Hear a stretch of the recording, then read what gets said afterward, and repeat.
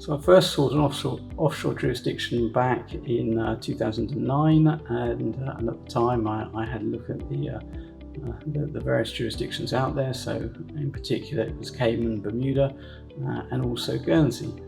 One of the things I liked in Guernsey very much was the ICC, so the concept of each cell being a separate incorporated entity, and I thought that would suit what I was doing and what I might want to do better in the future. The other thing was I was looking to do something slightly different to what had been done before. It's now coined Cat Bond Light, but going to speaking to the various service providers in Cayman and Bermuda, I was kind of met with blank faces. But in Guernsey, the service providers there, they said, well, we've never done this before. We understand what you want to do, what you're trying to do, and we think we can do it. And it was that can-do attitude that really sold me on Guernsey as well. Now, in the last 10 plus years that I've been in Guernsey, I could add to that list too.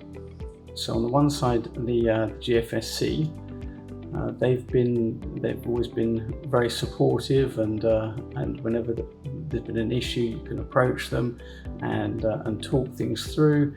They take a pragmatic view. They're open to innovation and doing new things, and all in all have been very supportive, and I'm very happy to have them as my regulator. Added to them is also TICE, the Guernsey Exchange.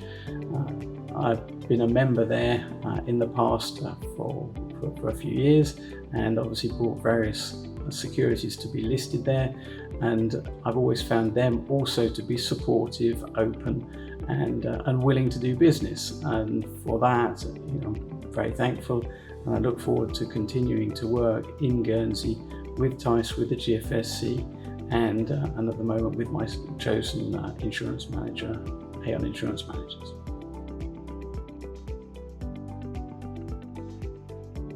So yes, I certainly think there are other potential humanitarian causes that such a structure could work for, and I think what we've successfully done is to show what's possible. So, albeit it's only a very small size at this time, it actually shows what can be done, and that's what I think will hopefully allow people to think it's going to broaden the horizons.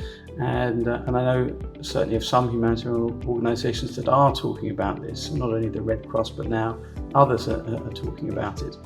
And I think we will see over time more of this coming to the market, again with obviously with different perils. So it won't be necessarily volcano, it'll be other perils which also cause humanitarian problems. And I think as this develops, we'll see more interesting solutions as well, which will cover things that one wouldn't necessarily expect it. So currently, I know of discussions with regards provision of healthcare for displaced persons.